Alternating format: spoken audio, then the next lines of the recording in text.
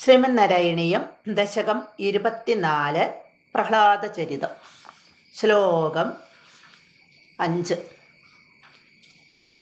ഗജാനന പത്മാർക്കം ഗജാനനമഹർനിശം അനേകദം തം ഭക്താനാം ഏകദന്തമുപാസ്മഹേ.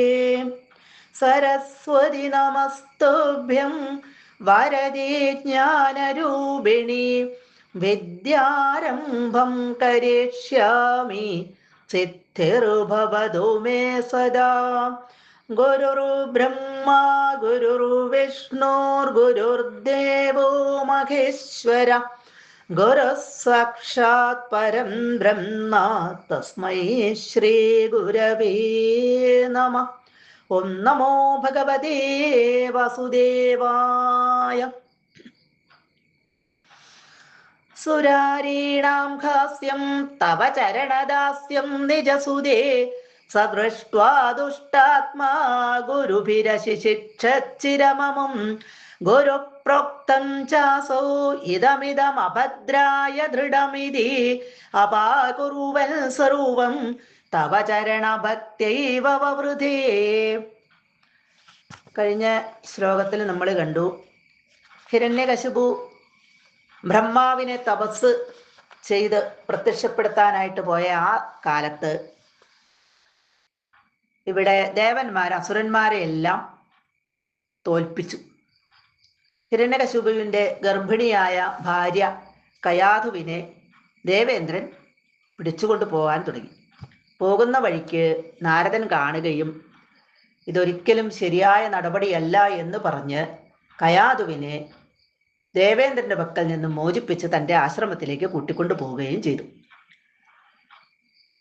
ഇവിടെ നാരദ മഹർഷി കയാധുവിന് ഭക്തിജ്ഞാന മാർഗങ്ങളെല്ലാം ഉപദേശിച്ചു കൊടുത്തു. പ്രഹ്ലാദനെ ഉദ്ദേശിച്ചാണ് അത് ഉപദേശിച്ചു കൊടുത്തത്. ഉദരത്തിൽ കിടക്കുന്ന ഗർഭസ്ഥ ശിശുവായ ആ പ്രഹ്ലാദൻ അതെല്ലാം കേട്ടു.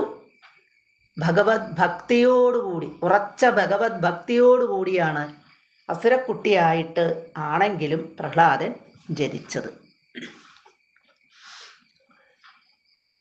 ഇനി ആ പ്രഹ്ലാദന്റെ ആ ഉറച്ച ഭക്തിയെ ഇവിടെ കാണിക്കുകയാണ്. ദുഷ്ടാത്മാ സ, ദുഷ്ടഹൃദയനായ പരമദുഷ്ടനായ സ ആ ഹിരണ്യകശിപു സുരാരീണാം അസുരന്മാർക്ക് ഹാസ്യം പരിഹാസ്യമായ, അസുരന്മാരെല്ലാം പരിഹസിക്കുന്നതായ പരിഹാസ്യപാത്രമായ തവ നെന്തിരുവടിയോടുള്ള ചരണദാസ്യം, ആ ഭഗവാനോടുള്ള ആ ദാസഭാവം നിജസുതേ ദൃഷ്ട്വാ, നിജസുതേ തൻ്റെ മകനായ പ്രഹ്ലാദനിൽ ദൃഷ്ട്വാ കണ്ട്.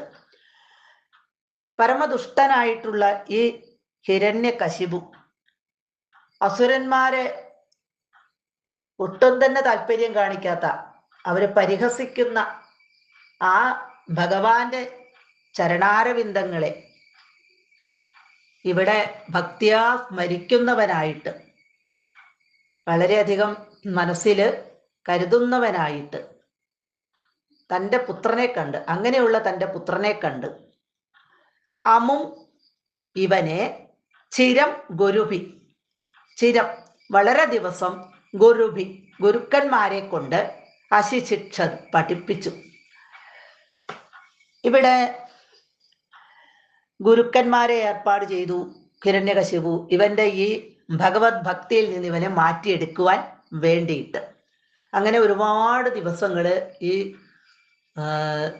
ഗുരുക്കന്മാരുടെ അടുത്ത് വിട്ട് അവനെ പഠിപ്പിച്ചു. അവര് അസുര ചക്രവർത്തിയായ ഈ ഹിരണ്യകശിപു ആണ് ഇവിടെ ഏറ്റവും ശക്തിമാനായിട്ടുള്ളത് എന്ന് പറഞ്ഞ് ഇവനെ പഠിപ്പിക്കുകയാണ്. അവനെ ആ ഭഗവത് ഭക്തിയിൽ നിന്ന് അവന്റെ മനസ്സിനെ മാറ്റിയെടുക്കുവാനായിട്ട് അവര് വളരെയധികം ബുദ്ധിമുട്ടി.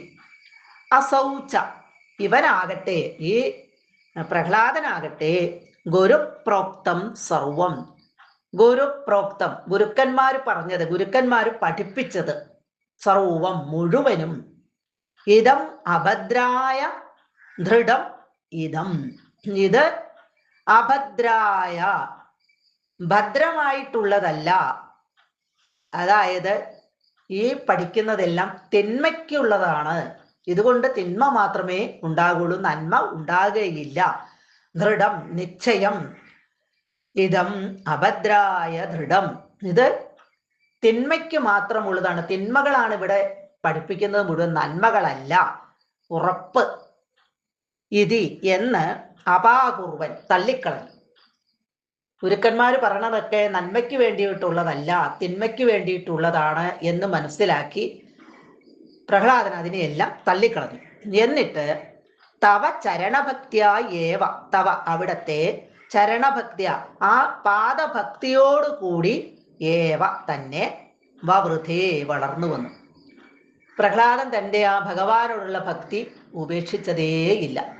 ആ ഭക്തിയോടുകൂടി തന്നെ, ഭഗവത് ഭക്തിയോടുകൂടി തന്നെ അവൻ വളർന്നു വന്നു. ഗുരുക്കന്മാർ പഠിപ്പിച്ചതൊക്കെ തിന്മയാണ്, നന്മയല്ല എന്നവൻ മനസ്സിലാക്കി അതെല്ലാം തള്ളിക്കളഞ്ഞു. സർവത്ര ഗോവിന്ദ നാമസങ്കീർത്തനം, ഗോവിന്ദ ഗോവിന്ദ.